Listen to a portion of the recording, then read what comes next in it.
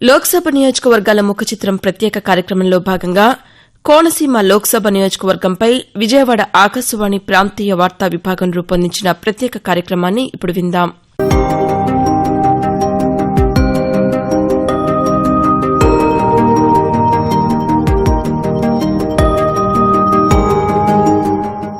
దేశంలో సార్వత్రిక ఎన్నికలు సమీపిస్తున్న తరుణంలో రాజకీయ మార్పులు చేర్పులు ఎన్నికల వ్యూహాలపై సర్వత్రా చర్చ జరుగుతోంది. జరిగిన అభివృద్ది కార్యక్రమాలు ఏంటి, జరగాల్సిన పనులేంటి అనే విషయాలపై ప్రజలు దృష్టి పెట్టారు. కొత్తగా ఓటు హక్కు పొందిన వారు ఈసారి ఎన్నికల్లో ఏ విధంగా తమ ఓటు హక్కు వినియోగించుకోవాలో అవగాహన పెంచుకుంటున్నారు. మరోవైపు ఓటింగ్ శాతం పెంచడంతో పాటు ప్రశాంతంగా ఎన్నికలు నిర్వహించడం కోసం చేయాల్సిన ఏర్పాట్లపై ఎన్నికల కమిషన్ అధికారులను సమాయత్తం చేస్తోంది.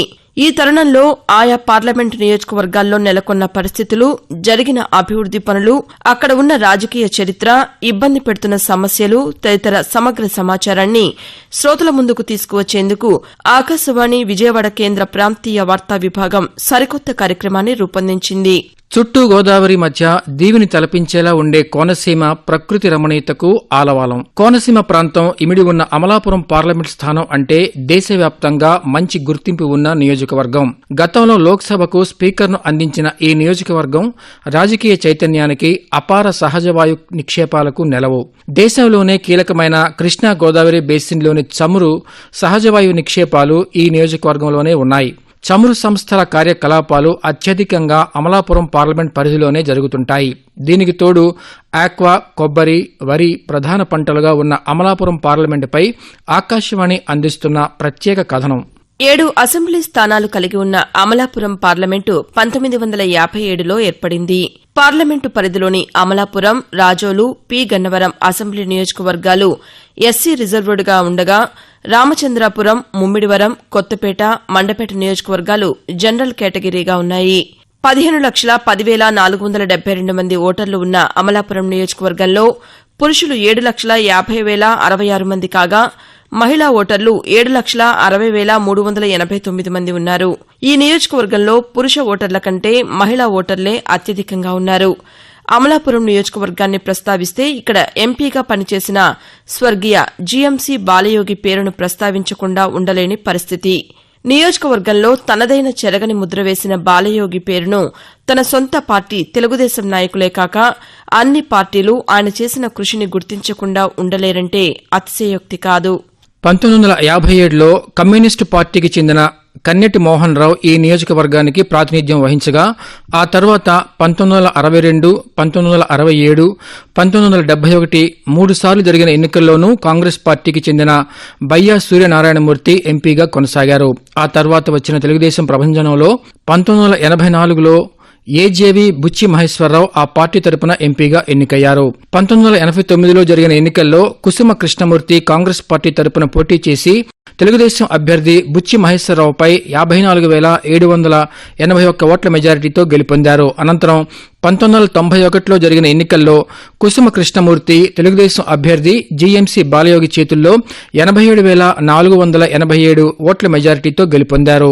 తదుపరి 1996లో జరిగిన ఎన్నికల్లో త్రిముఖ పోరులో రిటైర్డ్ ఐఏఎస్ అధికారి కేఎస్ఆర్ మూర్తి గెలిచారు. ఆ ఏడాది తెలుగుదేశం తరపున జీఎంసీ బాలయోగి, ఎన్టీఆర్ తెలుగుదేశం తరపున సినీ నటుడు పల్లి బాబుమోహన్ పోటీలో ఉండగా బాబుమోహన్ కు 1,43,718 ఓట్లు రాగా తెలుగుదేశం తరపున రంగంలో ఉన్న బాలయోగికి 2,16,346 ఓట్లు దక్కాయి. ఇక కాంగ్రెస్ పార్టీ తరపున పోటీలో ఉన్న కేఎస్ఆర్ మూర్తి 2,45,477 ఓట్లు సాధించి సమీప ప్రత్యర్థి బాలయోగిపై 29,131 ఓట్లు మెజార్టీ సాధించి ఎంపీగా గెలుపొందారు.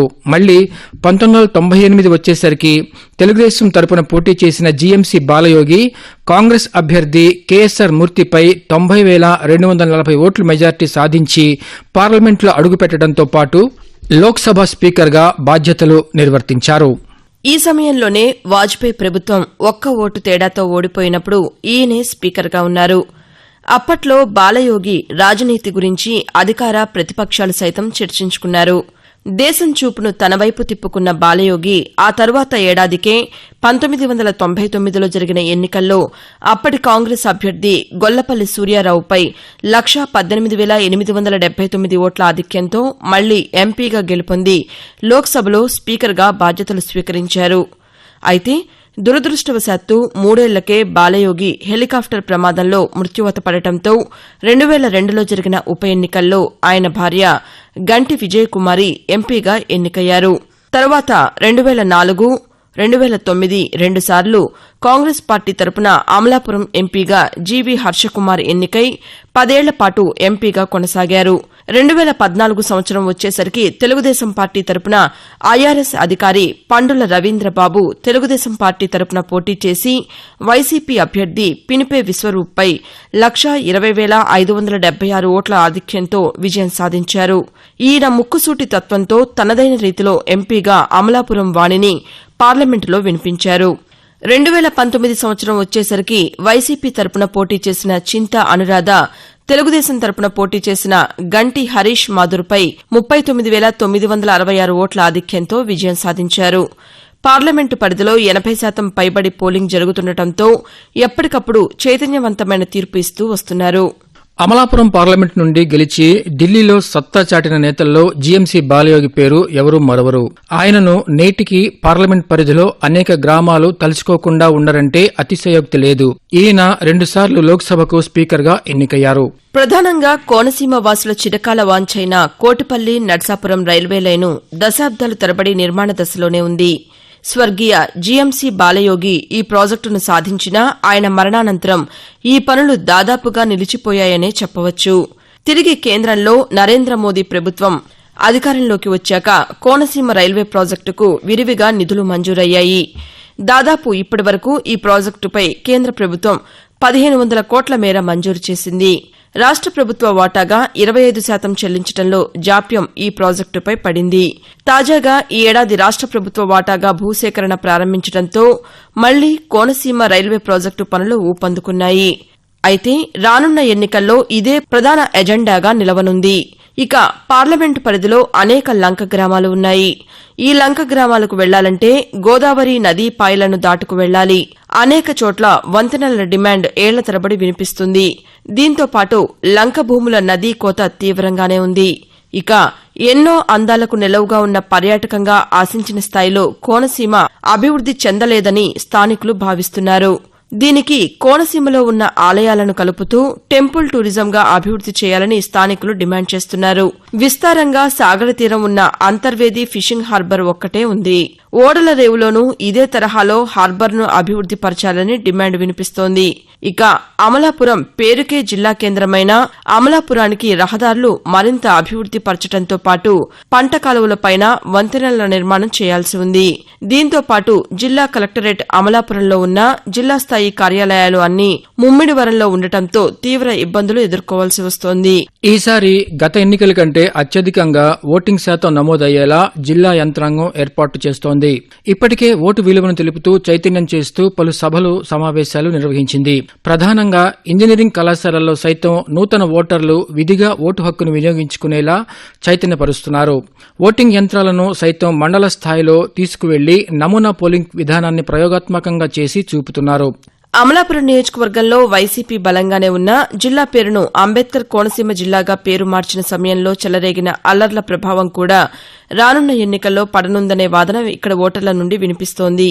ఈసారి తెలుగుదేశం, బీజేపీ, జనసేన కలిసి కూటమిగా పోటీ చేస్తున్నాయి. ప్రభుత్వ వ్యతిరేకతను తమ కూటమి బలాన్ని ఈ 3 పార్టీలు నమ్ముకుని ముందుకు వెడుతుంటే జగన్మోహన్ రెడ్డి సంక్షేమ పథకాలు లబ్దిదారులు తమకు అండగా ఉంటారని, విజయం తమదేనన్న ధీమాతో వైసీపీ పార్టీ లెక్కలేసుకుంటోంది. మొత్తానికి రాజకీయ చైతన్యం అత్యధికంగా ఉండే అమలాపురం ఓటరు ఏం తీర్పు ఇస్తారనేది వేచి చూడాల్సిందే.